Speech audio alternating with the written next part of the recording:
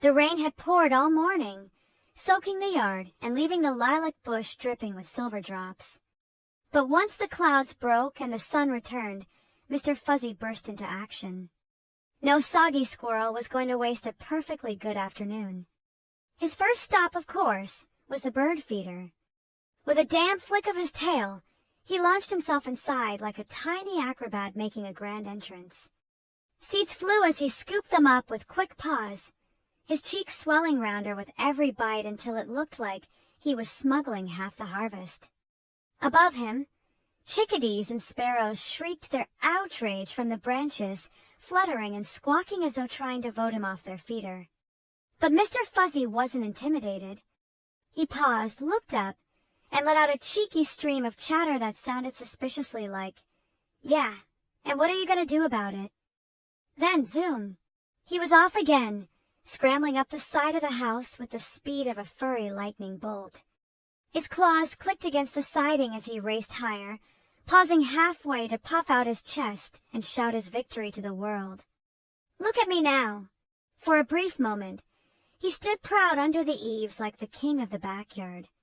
But the glory didn't last long because food was still on his mind. Down he zipped, right back to the feeder, diving in again like a bandit raiding a treasure chest. Not content to stay in one place, he dashed next into the lilac bush, vanishing among the damp leaves.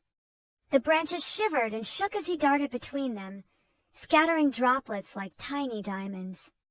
Hidden deep in the green shadows, his bright eyes glimmered like two lanterns.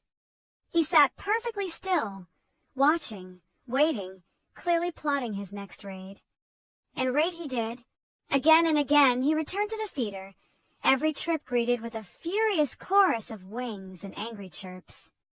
The birds squawked from above, Mr. Fuzzy squeaked back from below, and together they filled the yard with a noisy, comical symphony of rebellion. By the time evening came, he was still going strong, wet fur, endless energy, and cheeks full of snacks. The birds finally fell quiet, retreating with grumbles into the trees, but Mr. Fuzzy wasn't finished yet. He climbed back into the feeder one last time, rising up on his hind legs as if to declare victory. With his tail arched high and his little chest puffed out, he stood like a tiny conqueror surveying his kingdom. That feeder, for one wild weekend afternoon, was his throne. Thank you for watching. Please hit the thumbs up and subscribe if you haven't yet.